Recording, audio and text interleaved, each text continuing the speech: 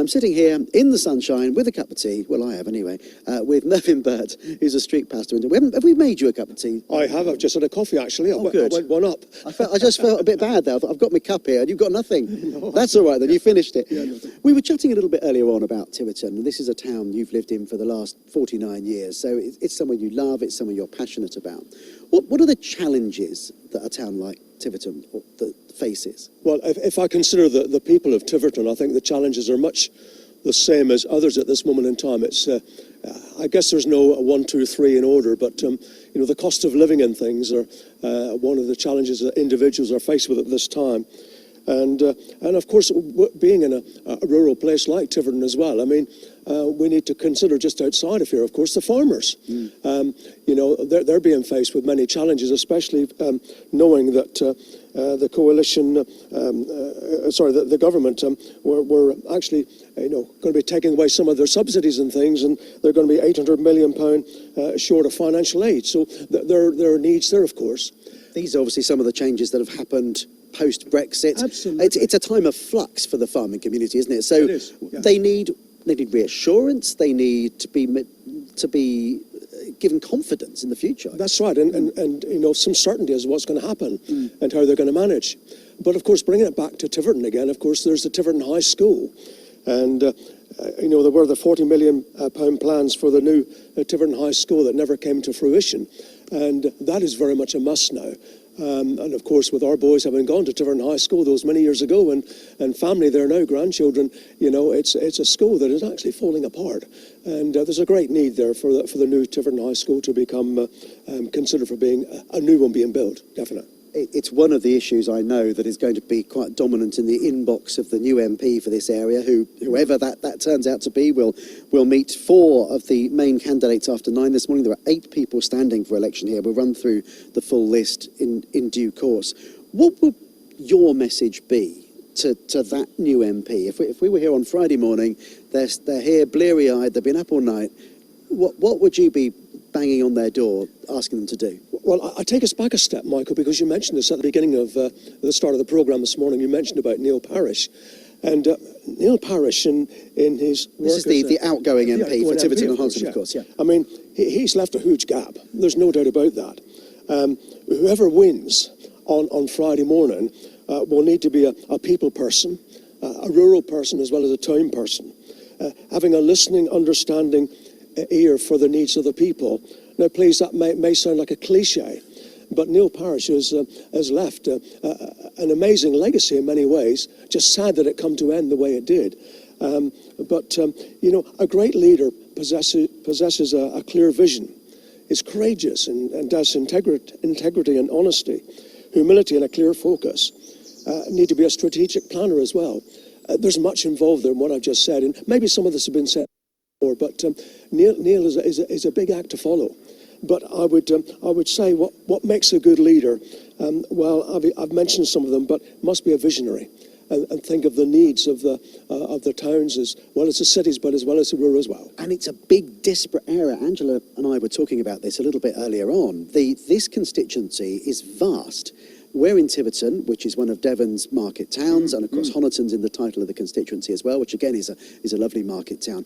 But you've got smaller towns like Ottery St Mary, we've got Axminster, we've got the coast, we've got Beare and Seaton in the constituency as well, right on the coast. And if you go to the extreme other end, north of Bampton's in this constituency, and the fringes of Exmoor as well. It's huge and very disparate, different needs, I suspect. It is, because it's challenging whichever area you're looking, isn't it?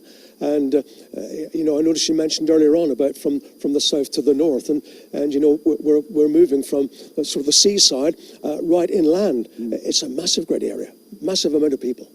And of course, just up the road from us here, we've got Tiverton Parkway Station, one of the most important and busiest train stations in Devon. So a focus there on transport links. We think also about the A303, A30 corridor that runs through this constituency and through the Blackdown Hills. I mean, that's a perennial argument that's going on, isn't it? About what should happen there, whether that should be upgraded, the balance of the needs of industry and tourism against the environmental agenda. Absolutely, yeah. I mean, it's a massive area before you even start, isn't it? So it's a huge, great big challenge for whoever wins on Friday morning.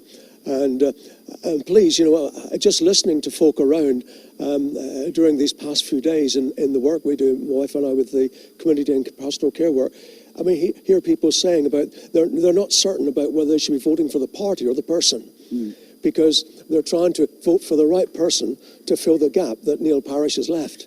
And of course, it's whether there's one of the candidates that are being voted for are in the category of as Neil was.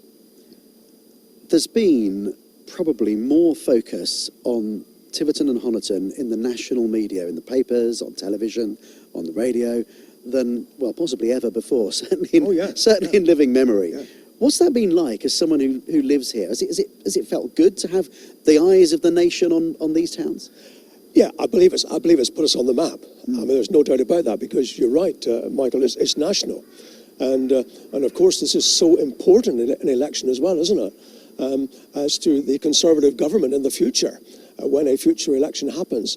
Yes, it's massive, but it's certainly put us on the map, no doubt about it. I mean, I've lost count of the number of media that have been actually seen and found in Tiverton during this time. And you dear folk here this morning from BBC Radio Devon, it's wonderful. But I've also heard from others around that, please, I'm being neutral on this, I'm not giving my own personal views, but they say the number of leaflets they've had through the doors, proving just the importance, the urgency on getting it right in their programme of getting the message out there of people needing to vote for those individuals.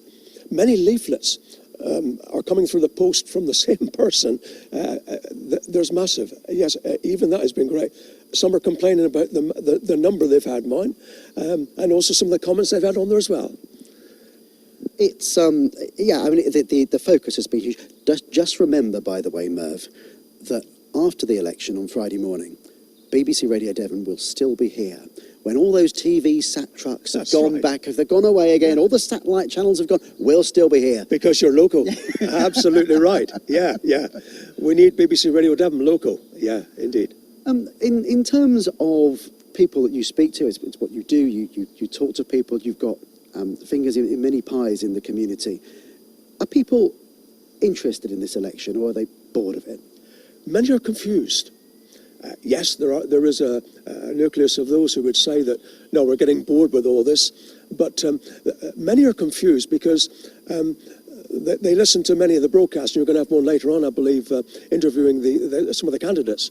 And they're confused by all that they're reading, all that they're hearing, and they're getting different vibes and confused as to which person it should be they're voting for. Yeah, that's come across. Yeah, and, I suppose it's difficult because there is huge pressure on people here to get it right, I suppose. Well, and Michael, I must say too, I must balance it. Those who are definite who they're voting for, and some have changed tack and changed track from where they were in supporting the party they were, and they're moving on this vote on Thursday during the voting day. Well, we shall wait and see what happens. Mervyn, thank you. I must just mention, by the way, we've got a text that's come in. Lovely one, this one. It says, "It's so nice to hear you all on the radio this morning, especially Merv." Oh, thank you. Fans here. Thank you. He knew my granddad, Gordon Mears. I did indeed, very much. I worked with him actually at Heathcote's, the textile mill in the town. Yeah. I didn't get to meet Merv face to face, but he has such a warm, positive outlook on life. Thank you. Oh, well, it's good to have that positive outlook, isn't it? I haven't got a name on that one, so thank you if that was you. Really appreciate it. Thank you to the caller as well. Thank you. 0808 100 1034. Love to hear from you this morning, or drop us a text 81333, starting your message with Devon. This is BBC Radio Devon with Shalimar.